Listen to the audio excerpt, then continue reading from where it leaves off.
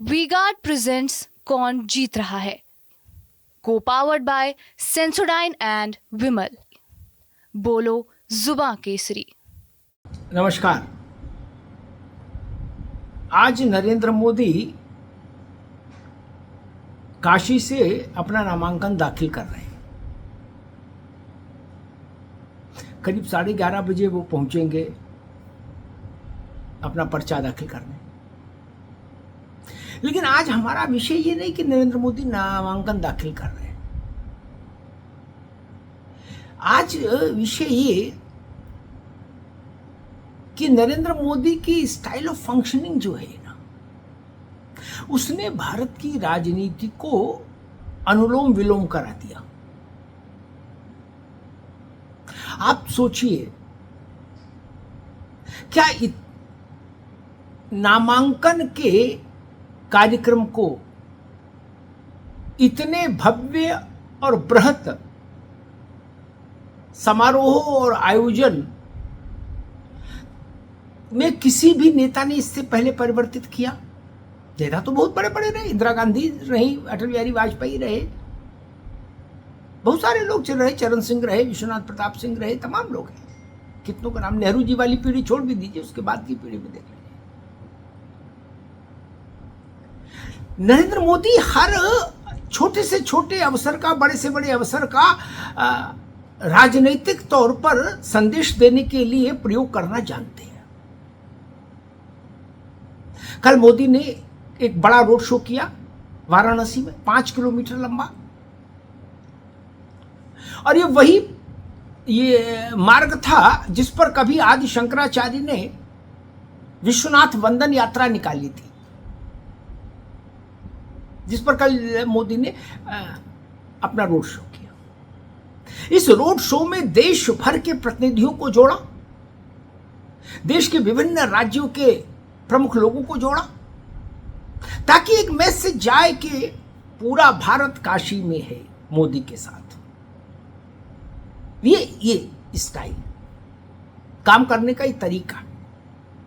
और आज वो नामांकन दाखिल कर रहे हैं भाजपा के उम्मीदवार के तौर पर वाराणसी से, जहां से वो सांसद हैं 2 बार के। इसमें देश के 1 दर्जन मुख्यमंत्री, आधे दर्जन से ज्यादा केंद्रीय मंत्री, राष्ट्रीय जनतांत्रिक गठबंधन यानी एनडीए के लगभग सभी प्रमुख दलों के अध्यक्ष, चाहे चिराग पासवान हो, अनुप्रिया पटेल हो, ओम प्रकाश राजभर हो, जयंत चौधरी हो, जितने भी एनडीए के घटक दल हैं लगभग सभी रहेंगे, नीतीश कुमार, सब। यानी नामांकन का अवसर भी एनडीए में एकता का संदेश देने का अवसर बना दिया मोदी ने।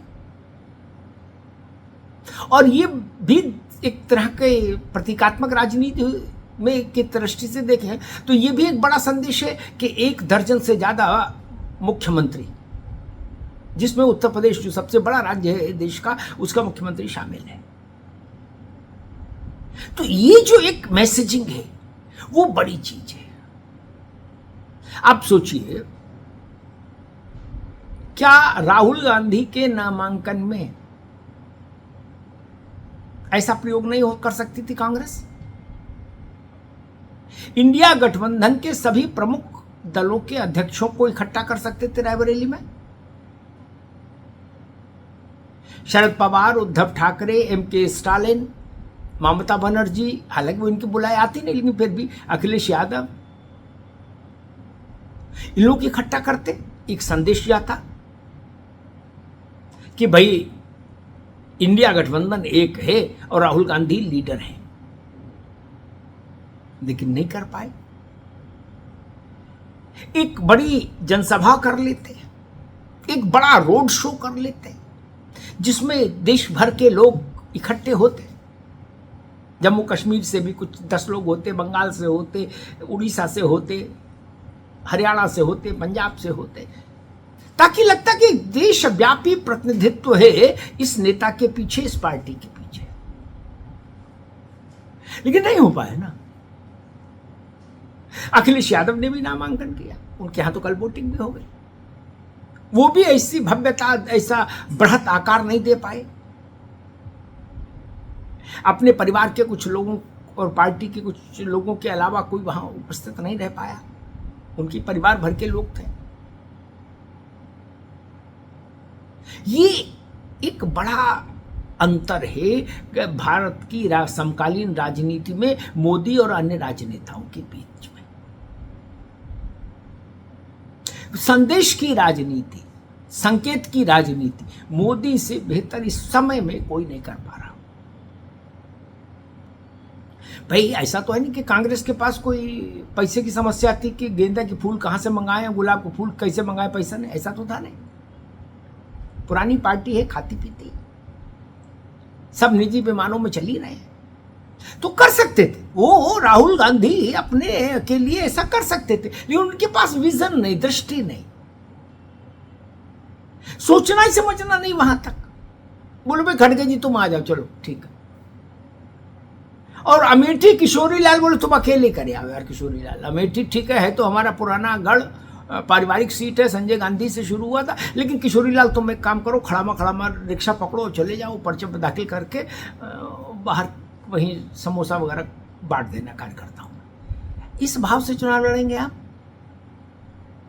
और वो भी तब जब मोदी की भाजपा है सामने, जो हर कार्यक्रम को, हर घटना को एक बड़ा प्रतीकात्मक इवेंट बना देती है। ये बड़ा विषय है। राजनीतिक दलों के नेताओं को इस पर चिंतन करना चाहिए, और राजनीति के विद्यार्थियों को भी इस पर चिंतन करना चाहिए, इस पर मनन करना चाहिए, इसका अध्ययन करना चाहिए कि भारत की राजनीति बदल कर रख दी नरेंद्र मोदी ने। हर घटना का 100% लाभ होना चाहिए राजनीतिक स्तर पर। यह मोदी का एक काम करने के तरीके का मुख्य वो है आयाम।